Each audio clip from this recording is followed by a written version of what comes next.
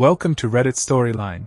You know that feeling when something seems small at first, almost insignificant, but the more you look at it, the more you realize it's actually affecting someone in a much deeper way than it should. Because this story starts with something that might sound minor on the surface, a teacher canceling recess.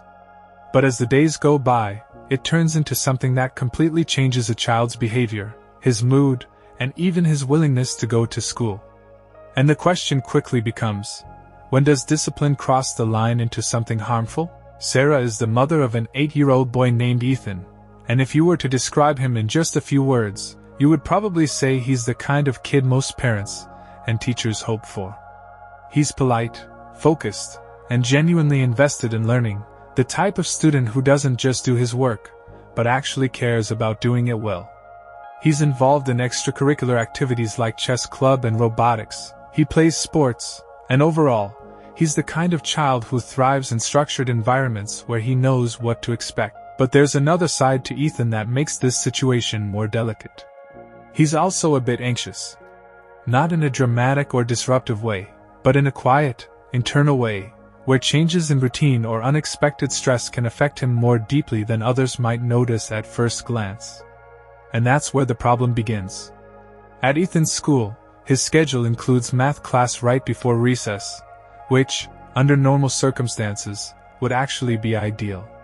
He focuses during class, then gets a break to release energy, reset mentally, and come back ready for the rest of the day. Except recently, that break has been disappearing. Not occasionally. Not once in a while. But consistently.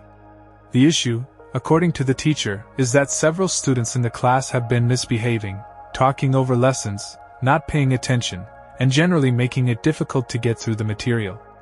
And instead of addressing those specific students individually, the teacher made a decision. If the class doesn't behave, no one gets recess. At first, Sarah tried to be understanding.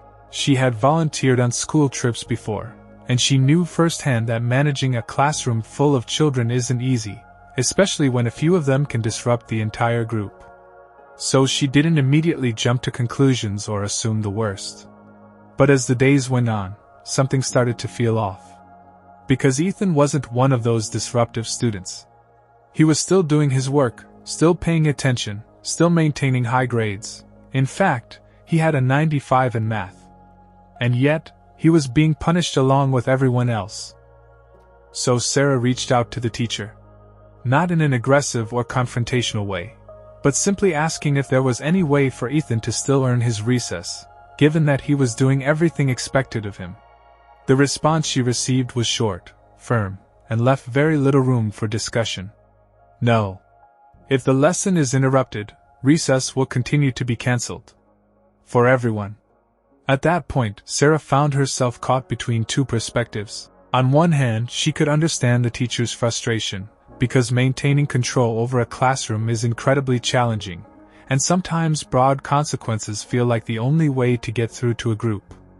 But on the other hand, she couldn't ignore what this was doing to her son. Because Ethan started to change. At first, it was subtle. He seemed a little quieter in the mornings, a little less enthusiastic about getting ready for school. But then it escalated. He started crying before school. Every single day. Not because of a specific test or assignment, but because he was anxious about recess being taken away again. And for a child like Ethan, that break wasn't just free time. It was necessary.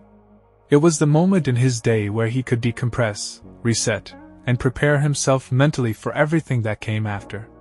Without it, everything felt heavier, harder, more overwhelming. And the worst part? It wasn't just happening occasionally. It had been happening every day for an entire week. 7 days in a row where he didn't get that break. 7 days where the thing he looked forward to most during school simply didn't exist. Now Sarah is standing at a crossroads.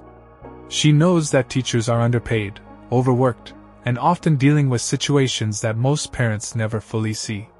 She doesn't want to be that parent who escalates things unnecessarily or creates tension with the school. But at the same time, she also knows something else. Her son is suffering because of a system that doesn't seem fair. And when she looked into it further, she discovered something that made the situation even more serious. In her state, schools are required to provide at least 30 minutes of recess per day for children in certain grades. And more importantly, it cannot be taken away as punishment.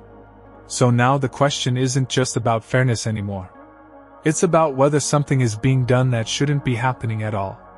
Her husband thinks she might be overreacting, that it's not worth escalating, that it's just a phase or a temporary issue that will resolve itself. But when she sees her son crying every morning, struggling with anxiety over something that should be a normal part of his day, it doesn't feel small. It feels urgent. At that point, it was no longer about the money. It had become something much bigger, something personal, something that was starting to damage relationships within the family. Her husband defended her, of course, but the tension had already taken hold. Communication broke down. And just like that, what started as a simple act of helping someone find a job had turned into a conflict that neither of them had anticipated. Now Emily finds herself in a difficult position, questioning whether standing her ground was worth the fallout that followed. On one hand, she knows that the money was rightfully hers, that she didn't do anything wrong, and that giving in would essentially mean rewarding someone for pressuring and insulting her.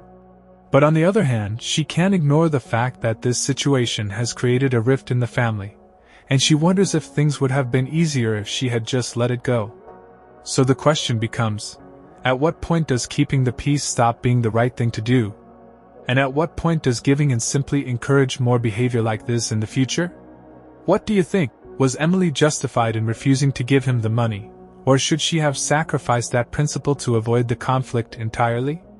This is one of those situations where there isn't just a financial decision, but an emotional one, because sometimes the real cost isn't the money itself, but what happens to the relationships around it. So I'm really curious to hear your perspective on this one. Would you have stood your ground like Emily did, or would you have given in just to keep things from escalating? Let me know in the comments, and if you enjoyed deep, real-life stories like this, don't forget to subscribe, because there are plenty more coming.